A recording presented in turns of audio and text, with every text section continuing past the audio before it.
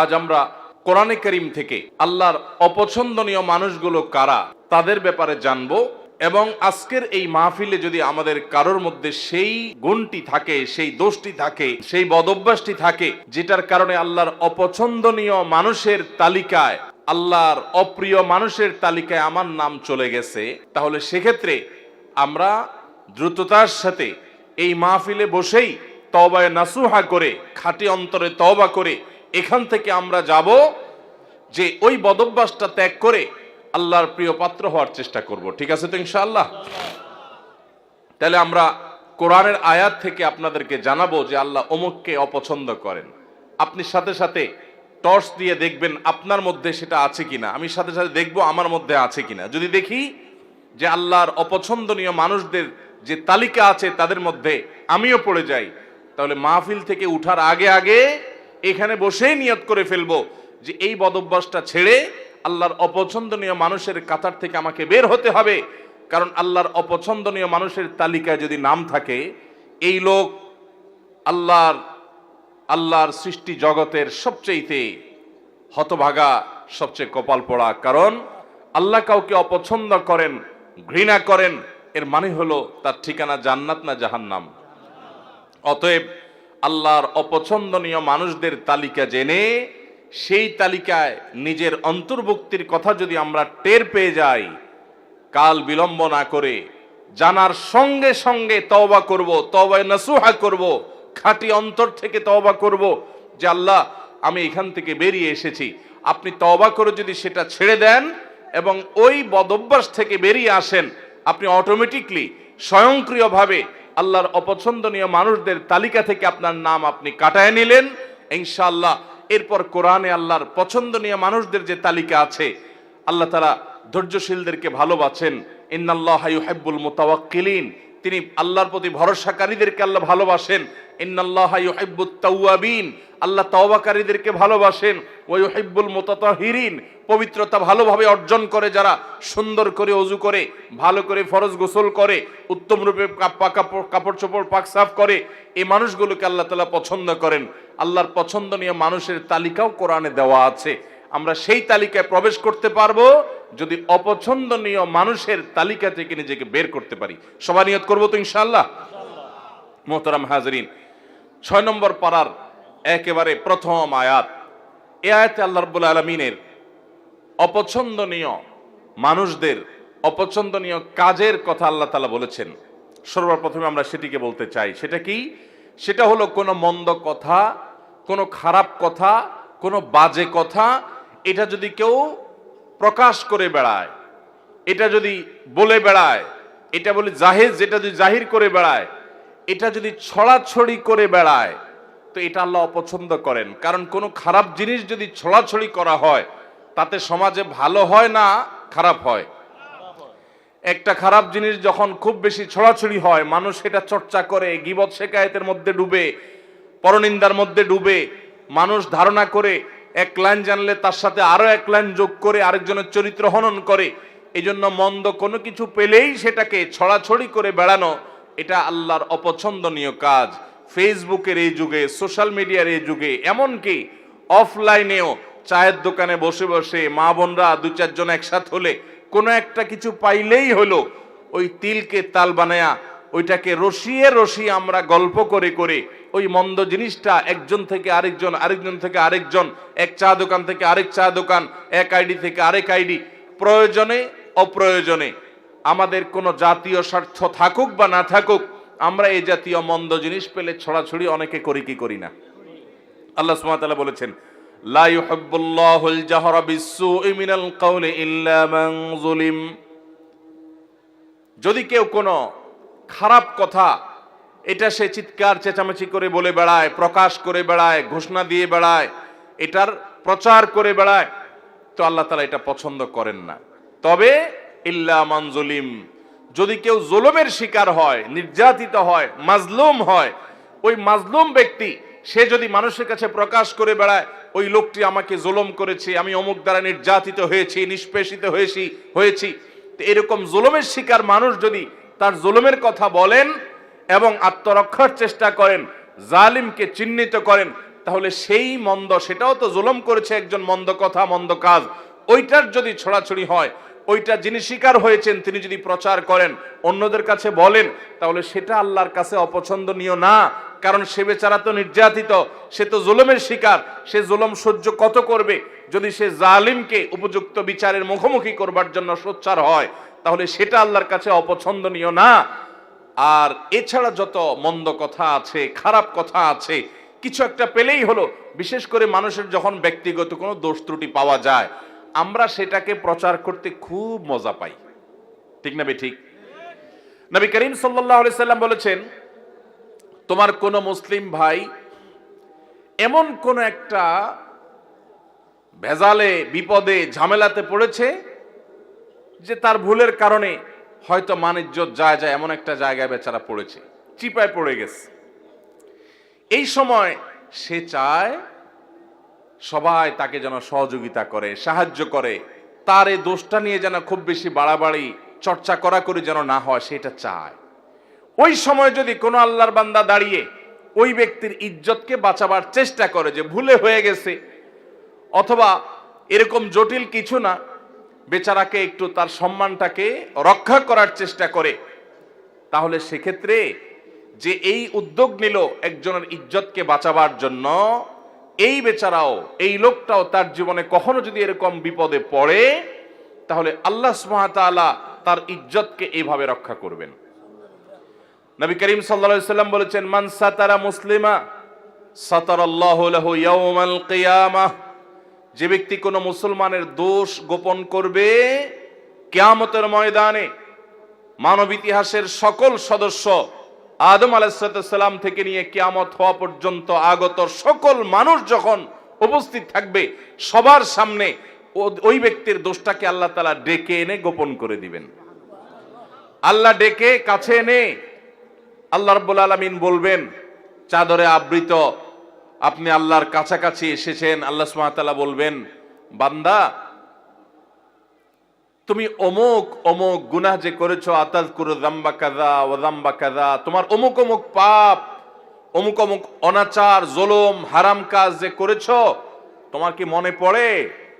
বান্দা বলবে, আল্লাহ অবশ্যই মনে পড়ে, সব তো প্রমাণ এভিডেন্স সহ আছে আল্লাহর কাছে। তখন আল্লাহ বলবেন, দুনিয়াতে সেটা আমি ঢেকে রেখেছিলাম, মানুষের সামনে প্রকাশ করে নাই। মানুষের সামনে তুমি ভালো ছিলা, কিন্তু তোমার তলে তলে এই দোষ ছিল, আমি ঢেকে রেখেছিলাম, প্রকাশ করি নাই। আজকেও ঢেকে রাখলাম, প্রকাশ করলাম না, তোমাকে মাফ করে দিলাম। আল্লাহর পক্ষ থেকে এই বিশাল বড় নেয়ামতটা ভাই, আপনার, আমার, ওনার আমাদের সবার প্রয়োজন ভাই। আমাদের দোষ ত্রুটি যদি সব আল্লাহ তাআলা প্রকাশ করে দেন, আমরা রাস্তায় চলতে পারবো না। কি বলেন? রাস্তায় চলার উপায় থাকবে? আপনার ছেলে মেয়ের সামনে, আপনার ভাই বোনের সামনে, আপনার মা বাবার সামনে, আপনার বন্ধু বান্ধবের সামনে আপনার সকল দোষ ত্রুটি, নারী ভুঁড়ি সব যদি আল্লাহ তাআলা প্রকাশ করে দেন, এক মুহূর্ত পৃথিবীতে টিকা সম্ভব হবে? তাহলে কিয়ামতের ময়দানে আল্লাহ যদি আমাদের দোষ গোপন না করে প্রতিটা দোষ যদি প্রকাশ করেন, এর চাইতে বড় শাস্তি, এর চাইতে বড় আযাব আর কি হতে পারে? সে আযাব থেকে বাঁচার জন্য অন্যতম উপায় এবং মাধ্যম হলো দুনিয়াতে মানুষের দোষ ত্রুটি পেলেই সেটা বলে বেড়ানোর এই মানসিকতা পরিহার করতে হবে। হ্যাঁ, কিছু দোষের প্রচার প্রয়োজন আছে, মানুষকে সাবধান করার জন্য, সতর্ক করার জন্য, সেটাও যতটুকু না করলে নয় ততটুকু। এর বাইরে মানুষের দোষ নিয়ে অহেতুক চর্চা করে বেড়ানো, বিশেষ করে আবারও বলছি, ফেসবুকের এই যুগে, টুইটার, সোশ্যাল মিডিয়ার এই যুগে, টিকটকের এই যুগে, কিছু একটা পেলেই হলো এক শ্রেণীর ভাইরা আছি আমরা ওইটা নিয়ে রাস্তায় ঝাঁপায়া পড়ি। আল্লাহ আমাদের সবাইকে হেদায়েত দান করুন। তাহলে এক শ্রেণীর মানুষের কথা জানলাম, যাদেরকে আল্লাহ তাআলা অপছন্দ করেন, আল্লাহ তাদের পছন্দ করেন না। আল্লাহ বলেছেন, ইন্নাল্লাহা লা ইউহিব, ইন্নাহু লা ইউহিব বা লা ইউহিব্বুল্লাহ। আল্লাহ তাআলা অপছন্দ করেন কাদেরকে? লা ইউহিব্বুল্লাহুল জাহরা বিসসুই মিনাল কাওলি ইল্লা মান যুলিম। কোন খারাপ কথা এটাকে যে চিৎকার করে বেড়ায়, প্রকাশ করে বেড়ায়, ঘোষণা দিয়ে বেড়ায়, এটাকে আল্লাহ অপছন্দ করেন। তাহলে কোনো খারাপ জিনিসের ছড়াছড়ি করা যাবে? করা যাবে না। আল্লাহ আমাদেরকে এই হারাম কাজ থেকে, এই নাজায়েজ কাজ থেকে, এই গুনাহের কাজ থেকে বেঁচে থাকার তৌফিক দান করুন। যেই গুনাহ যত ভয়াবহ, শয়তান ওইটা আমাদের কাছে তত মজাদার করে দেয়। তাহলে একটা জানলাম আমরা, খারাপ জিনিসের ছড়াছড়ি, খারাপ কথা, খারাপ বিষয়, খারাপ ঘটনা, এগুলার অপ্রয়োজনীয় বিশেষ কোনো স্বার্থ বা যৌক্তিক কারণ ছাড়া ওইটার ছড়াছড়ি আল্লাহ তাআলা পছন্দ করেন না। এক নাম্বার 2, সীমালঙ্ঘনকারীকে আল্লাহ তাআলা পছন্দ করেন না। আল্লাহ বলেছেন ইন্নাল্লাহা লা ইউহিব্বুল মুতাদিন, আল্লাহ তাআলা সীমালঙ্ঘনকারীকে পছন্দ করেন না। ভাইরা আমার, সীমালঙ্ঘনকারী কারা? সীমালঙ্ঘনকারী হলো ওই ব্যক্তিরা যাদের জন্য আল্লাহ তাআলা সীমানা ঠিক করে দিয়েছেন, সে সীমানা ক্রস করে চলে যায়। আপনি দেখা দিতে পারবেন অমুক অমুক অমুক অমুক নারীর সাথে, যাদের সাথে আপনার রক্তের সম্পর্ক আছে, নিজের স্ত্রী ছাড়া তাদের সাথে আপনি দেখা দিতে পারবেন। এছাড়া আপনার যাদের সাথে দেখা দেওয়া জায়েজ, মাহারাম, তাদের সাথে আপনি দেখা দিতে পারবেন। এটা আল্লাহর সীমানা। এর বাইরে বাকিদের সাথে দেখা দেওয়া যাবে যাবে না। এটা হলো আল্লাহর সীমানা। এখন যদি সেই সীমানা ক্রস করে আপনি যেই কোনো নারীর ছবি পেলেন, ভিডিও পেলেন, ফুটেজ পেলেন, ফেসবুকে পেলেন, পেপারে পেলেন, ম্যাগাজিনে পেলেন, যেখানে পেলেন, রাস্তাঘাটে পেলেন, আপনি চান্সে তাকে দেখে নিলেন, মনে মনে হারাম স্বাদ আস্বাদন করলেন, জল্পনা কল্পনা করলেন, তাহলে আল্লাহ যে সীমানা দিয়েছেন সেই সীমানাটা আমরা ক্রস করলাম কি করলাম না? আল্লাহ যাদের সম্পর্কে, যাদের সাথে দেখা দেওয়াকে জায়েজ করেছেন, তাদের গণ্ডি ওভারটেক করে যাদের সাথে দেখা দেওয়ার অনুমতি আল্লাহ দেন নাই, আপনি সেখানেও গিয়ে দেখেছেন, তাহলে সীমানা ক্রস করছেন কি করেন নাই? এটা হলো সীমা লঙ্ঘন। সীমা লঙ্ঘনের আরো বহু দিক আছে। তাহলে আল্লাহ যেগুলোকে হারাম করেছেন সেগুলোতে লিপ্ত হলে সেটা হলো সীমা লঙ্ঘন। আমাদের সমাজে কিয়ামতের আগে আরো কত কিছু দেখা যাবে ভাইরা। যারা সীমা লঙ্ঘন করে তারা বরং উল্টা যারা সীমা লঙ্ঘন করে না তাদেরকে সীমা লঙ্ঘনের কথা অনেক সময় বলে। যেমন আপনি পাবলিক পরিবহনে যাচ্ছেন, একজন যুবক বা দুজন যুবক একসাথে যাচ্ছে, ঝাঁকানাকা গান ফুল ভলিউমে মোবাইলে বাজায় দিয়া নাচতে নাচতে যাচ্ছে। আপনি যদি বলেন যে ভাই রে, বাবা রে, এত জোরে গানের আওয়াজ দিয়ে রাখছো, আমার তো অসুবিধা হয় বা আমি গান শুনতে চাই না, তোমরা হয় হেডফোন দিয়ে শুনো আর না হলে বন্ধ করো, আশপাশে মানুষের ডিস্টার্ব করিও না। আল্লাহ এটাকে হারাম করেছেন, তুমি মুসলমানের সন্তান না, তাহলে তুমি এটা শুনিও না। এটা বলার পর দেখবেন অনেক যুবক আছে বলবে যে হুজুর বেশি বাড়াবাড়ি করা ভালো না, আল্লাহ সীমা লঙ্ঘনকারীরা অপছন্দ করেন, দেখবেন তখন ওয়াজ শুনাই দিবে। আছে না না এরকম লোক? আপনি হারাম কাজ থেকে যখন নিষেধ করবেন তখন বলবে হুজুররা বেশি বাড়াবাড়ি করে। তো যে ব্যক্তি আল্লাহর সীমানা ক্রস করে চলে গেল, বাড়াবাড়ি তো সে করলো, যে নিষেধ করলো সে তো বরং আল্লাহর সীমানা ক্রস করতে নিষেধ করেছে, সে তো বরং সীমার মধ্যে থাকতে চাচ্ছে। অতএব সীমা লঙ্ঘন করা যাবে না, আল্লাহর সীমার মধ্যে থাকতে হবে। ঠিক একইভাবে আল্লাহ যা হালাল করেছেন সেটাও অনেকে হারাম করে, আল্লাহ যা বলেন নাই নিজে থেকে সেটাও অনেকে বলে, এগুলো সবগুলো সীমা লঙ্ঘনের শামিল। তাহলে দ্বিতীয় প্রকার মানুষ যাদেরকে আল্লাহ অপছন্দ করেন তারা হলো সীমা লঙ্ঘনকারী। আল্লাহ আমাদেরকে সকল প্রকার সীমা লঙ্ঘন থেকে, আল্লাহর হদ এবং সীমানাকে অতিক্রম করা থেকে আল্লাহ তাআলা আমাদেরকে বেঁচে থাকার তৌফিক দান করুন। তাহলে আল্লাহর কোন সীমানা লঙ্ঘন করব না। নাম্বার 3, যারা খেয়ানত করে, আমানত দিলে আমানত রক্ষা করে না, আমানত নষ্ট করে, পাপিষ্ঠ খারাপ মানুষ, গুনাহ করে বেড়ায়, নাজায়েজ কাজ করে বেড়ায়, কোনো ভয় নাই তার অন্তরে, এই মানুষগুলোকেও আল্লাহ তাআলা পছন্দ করেন না। কোরআনে কারীমে আল্লাহ রাব্বুল আলামিন তাদের সম্পর্কে বলেছেন ইয়ামহাকুল্লাহুর রিবা ওয়া ইউরবিস সাদাকাত, আল্লাহ তাআলা রিবা এটাকে ধ্বংস করবেন, সুদকে ধ্বংস করেন, আর সাদাকাতকে আল্লাহ রাব্বুল আলামিন বাড়িয়ে দেন। ওয়াল্লাহু লা ইউহিব্বু কুল্লা কাফফারিন আযীম, আর সকল আল্লাহ তাআলা অবিশ্বাসীকে, কাফিরকে, বেঈমানকে, আল্লাহর প্রতি যাদের ঈমান নাই তাদেরকে, এবং পাপিষ্ঠ খারাপ মানুষকে আল্লাহ তাআলা অপছন্দ করেন, তাদেরকে আল্লাহ তাআলা পছন্দ করেন না। আল্লাহ তাআলা আরো বলেছেন ইন্নাল্লাহা লা ইউহিব্বু মান কানা খাওয়ানান আথীমা, যারা খেয়ানতকারী, কথায় কথায় খেয়ানত করে মানুষের সাথে, এবং পাপিষ্ঠ অপরাধ করে, কথায় কথায় নাজায়েজ কাজ করে, আল্লাহর ভয় নেই, তার দিল কাঁপে না, এই মানুষগুলোকে আল্লাহ তাআলা অপছন্দ করেন। খেয়ানতকারী আমরা অনেকেই আছি, এমনকি অনেকে আছেন 5 ওয়াক্ত নামাজ পড়েন আবার খেয়ানতকারী। কিভাবে? আপনার কাছে কেউ কোনো টাকা পয়সা রেখেছে, আপনি সেটা ভেঙে ফেলেছেন, এবার যখন যিনি জমা রেখেছেন চেয়েছেন, দিচ্ছি দেব করে টালবাহানা করছেন, এই যে আমানত রাখার পরে টাকাটা ভেঙে ফেলেছেন, এটার নাম খেয়ানত। এটার নাম কি? এরকম বহু প্রকারের খেয়ানত আছে। আপনার প্রতিবেশী মেয়ে, তাদের প্রতি আপনি চোখ চুরি করে, আপনি বাঁকা করে তাদের দিকে তাকালেন, তাদের সৌন্দর্য অবলোকন করলেন, চালাকি করে করে দেখলেন, আপনি খেয়ানত করলেন। তিরমিজির হাদিসে আসছে, নবী করিম সাল্লাল্লাহু আলাইহি ওয়াসাল্লাম বলেছেন, ইযা হাদ্দাসা আর-রাজুলু ফালতাফাতা ফাহিয়া আমানা। কেউ আপনার সাথে কথা বললো, কথা বলার পর আরেক দিক ফিরলো, তাহলে আপনার কাছে বলার পর যদি সে বলে ভাই কথাটা কাউকে বলা যাবে না, তাহলে এই কথাটাও আমানত। এই কথাটাও কি আমানত।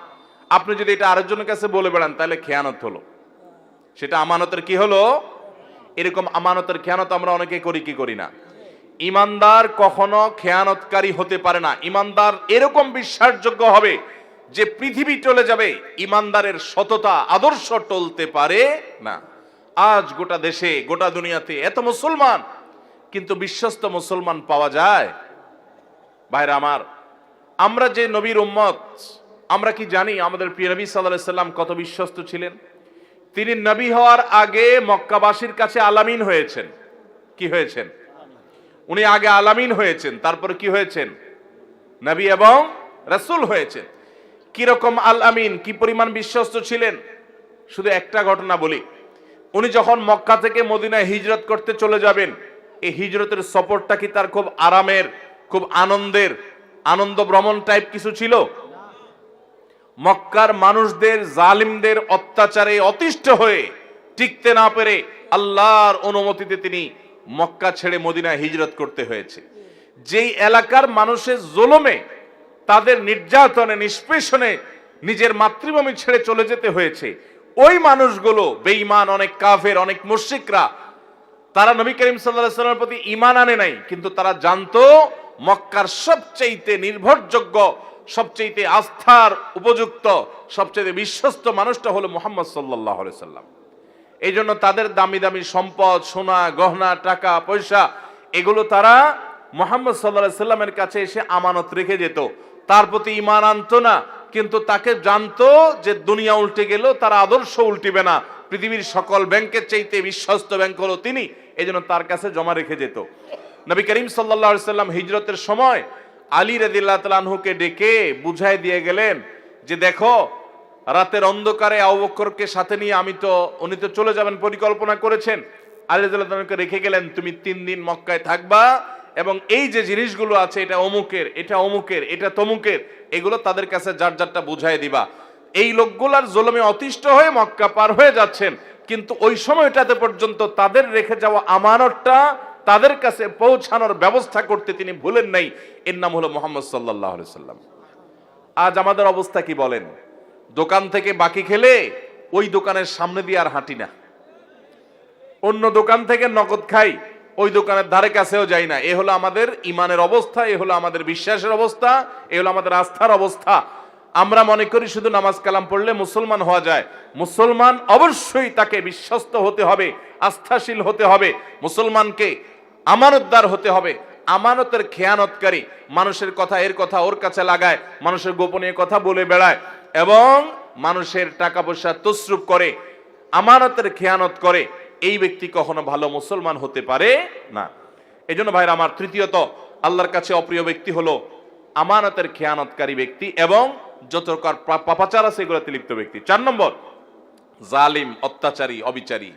আল্লাহ তাআলা তাদের সম্পর্কে বলেছেন, ইন্নাহু লা ইউহিব্বুজ জালিমিন, নিশ্চয় আল্লাহ রাব্বুল আলামিন জালিমদেরকে কখনো পছন্দ করেন না। অনেক লোক আছে দেখবেন, নামাজ পড়ে, রোজা রাখে, হজ করে, দান সাদাকা করে, ওয়াজ নসিহত করে, ওয়াজ নসিহত শুনে, কোরআন তেলাওয়াত করে, তাসবিহ তাহলিল করে। অনেক মহিলারা, মা বোনরা আছেন, তারা পর্দা পুশিদাও করে, কিন্তু আবার অন্যের প্রতি জুলুমও করে। আছে না নাই? শাশুড়ি তসবিহ হাত থেকে নামে না, কিন্তু ছেলের বউর উপর অত্যাচার করে। আছে না নাই? নিজের মেয়েটার শরীরটাতে তাও দেয়, আর আরেকজনের মেয়েকে পুত্রবধূ করে আনছে, তাকে খাটাতে খাটাতে পাগল বানায় ফেলায়। আছে না নাই? নিজের মেয়েটার কোনো দোষ চোখে পড়ে না, কিন্তু পরের মেয়েটার শুধু দোষ না, গুণটাও দোষের মতো দেখে। আছে না নাই? অনেক শ্বশুর আছেন, কপালে দাগ পড়ে গেছে সেজদা দিতে দিতে, কিন্তু জুলুম করেন, নানাভাবে জুলুম করেন। জমিতে যখন তিনি চাষাবাদ করতে যান, আরেকজনের আইল ঠেলেন, জমি বাড়ান, আছে না নাই? ভাইরা আমার, অনেক ভাইরা আছি আমরা, দুর্বল পেলে, গরিব মানুষ পেলে তাদের উপরে চড়াও হই, তাদের উপরে অত্যাচার করি, তাদের হক নষ্ট করি, তাদের উপরে জুলুম করি।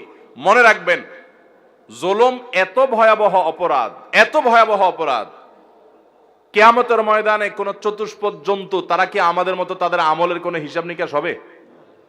গরু, ছাগল, হাঁস, মুরগি, যত রকমের আল্লাহর সৃষ্টি আছে মানুষ ছাড়া, জিন ছাড়া, তাদের কোনো হিসাব নিকাশ হবে? আল্লাহ তাআলা হাঁস মুরগিকে বলবেন যে কি পরিমাণ খাইছো, হালাল খাইছো না হারাম খাইছো, হিসাব দিয়ে যাও। এরকম কোন কথা আছে কোরআন হাদিসে? হাঁস মুরগি যদি আরেকজনের ঘরে যায়া তার প্লেট থেকে ভাত খেয়ে চলে আসে, কিয়ামতের ময়দানে আল্লাহ তাদেরকে জাহান্নামের শাস্তি দিবেন, এমন কোনো কথা আছে? কারণ তাদের এইসব হিসাব নিকাশ নাই, এগুলো হবে মানুষের। কিন্তু ভাইরা আমার, জুলুম এরকম একটা অপরাধ, এরকম একটা গুনাহ, জীবজন্তু পশু পাখিরাও যদি একজন আরেকজনের প্রতি জুলুম করে, কিয়ামতের ময়দানে শুধু ওই একটা অপরাধের বিচার তাদের হবে। নবী করিম সাল্লাল্লাহু আলাইহি ওয়াসাল্লাম বলেছেন, শিং বিশিষ্ট কোন প্রাণী, ধরুন একটা গরু, সে শিং নাই এমন একটা প্রাণীকে যদি গুতা মারে, অর্থাৎ অত্যাচার অবিচার করে, দুর্বল যে তার প্রতি, কিয়ামতের ময়দানে আল্লাহ তাআলা ওই দুর্বলকে শিং দিবেন, অর্থাৎ শক্তি দিবেন, দিয়ে বলবেন যে এবার তুমি ওই সবল যে তোমার প্রতি জুলুম করেছিল, দুনিয়াতে তুমি তার প্রতিকার, তার বিহিত করতে পারো নাই, বিচার পাও নাই, আজকে তুমি তার প্রতিশোধ গ্রহণ করো। একই মাপের গুতা তাকে মেরে তার শাস্তি, তার প্রায়শ্চিত্ত তুমি নিশ্চিত করো, বুঝিয়ে দাও। তাদেরকে সৃষ্টি করবেন আবার আল্লাহ তাআলা। পশু পাখি এমনিতেও মৃত্যুর পর মাটির সাথে মিশে যাবে, কিন্তু যারা জুলুম করেছে ওই পশু পাখিগুলোকে, ওই প্রাণীগুলোকে আল্লাহ তাআলা আবার জীবিত করবেন। জালেমকেও, মাজলুমকেও, যে জুলুম করেছে তাকেও, যার প্রতি জুলুম করা হয়েছে তাকেও।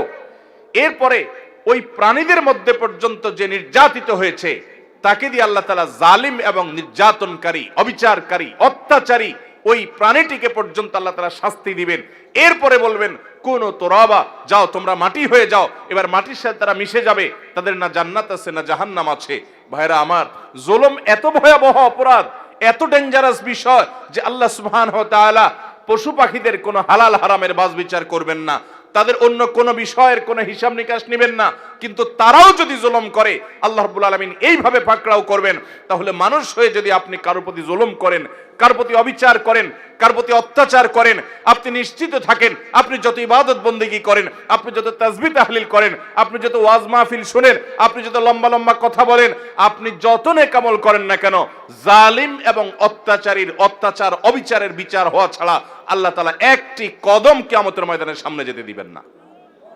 ভাইরা আমার, নবী করিম সাল্লাল্লাহু আলাইহি সাল্লাম বলেছেন, সেদিন আসার আগে নিজেদের মধ্যকার দেনা পানা, কাউকে জুলুম করেছো, কাউকে গালি দিয়েছো, কারোর প্রতি অবিচার করেছো, এগুলোর বিচার, এগুলোর বিহিত, এগুলোর ক্ষমা চাওয়া, এগুলো সব ঝামেলা চুকায় নাও সেদিন আসার আগে, যেদিন কেউ কারোর কোনো উপকারে আসবে না, কেউ কাউকে ছাড় দিবে না।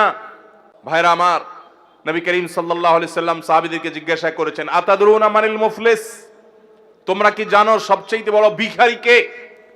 সাহাবীরা বললেন, আল মুফলিসু ফিনা মাল্লা দিনার লাহু ওয়ালা দিরহামা। হে আল্লাহর রাসূল, যার কোনো টাকাও নাই, পয়সাও নাই, আমরা জানি সেই সবচেয়ে ভিখারি, সেই সবচেয়ে হতভাগা।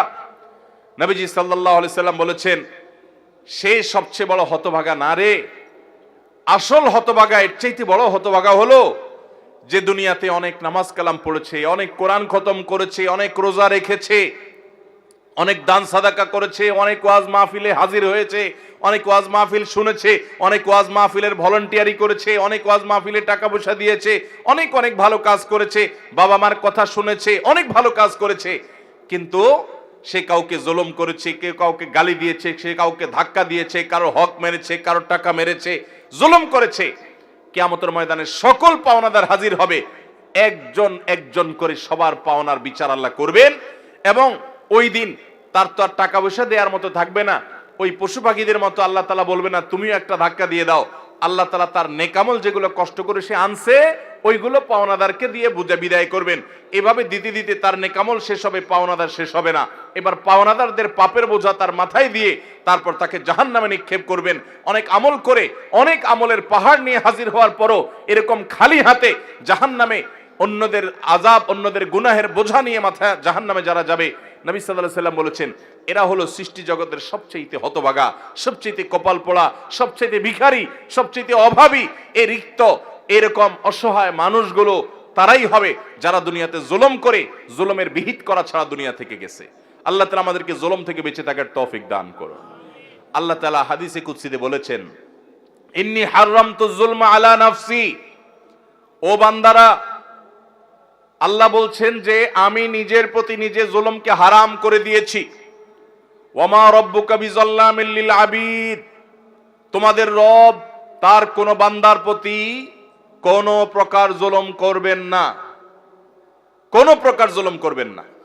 আল্লাহ বলেছেন আমি নিজের প্রতি নিজে জুলুমকে হারাম করে দিয়েছি, অতএব তোমরাও একে অন্যের প্রতি খবরদার জুলুম করবে না।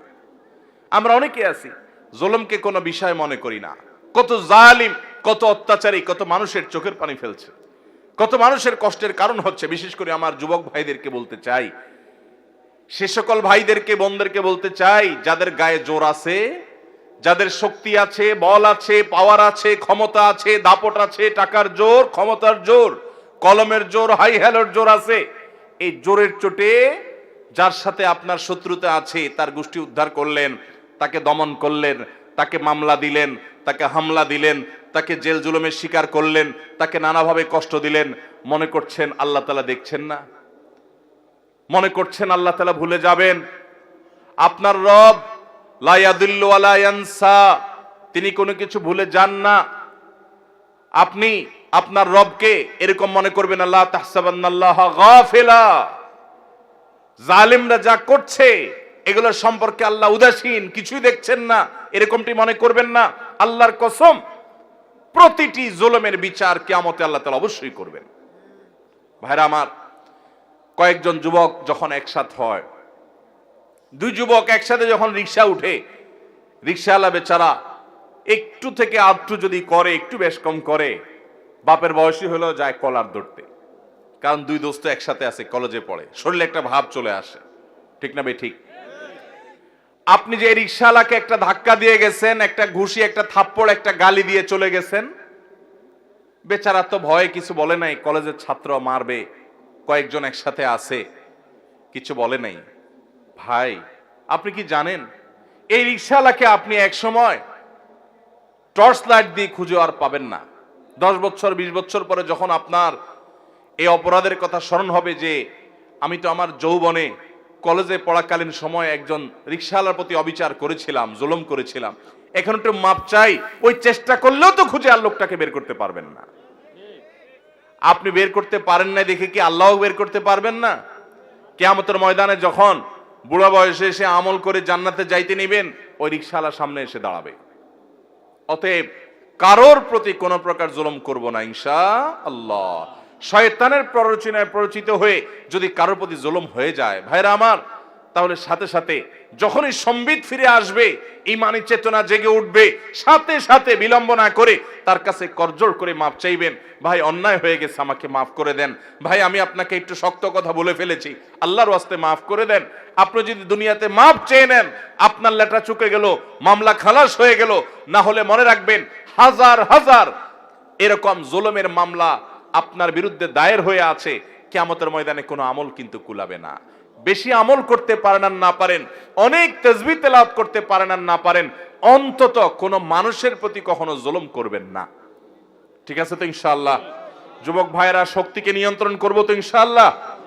কয়েকজন বন্ধু একসাথে যখন বাসে উঠেন, কন্ট্রাক্টর বেচারা যা ভাড়া দেয়, 5-6 জন কলেজের ছাত্র, ইউনিভার্সিটির ছাত্র একসাথে থাকলে দেখলে আর বেশি বাড়াবাড়ি করে না। যদি বেশি বাড়াবাড়ি করে, চোখ গোরানি দিলে বেচারা মনে করে থাক, যান বাঁচাই। আছে না নাই?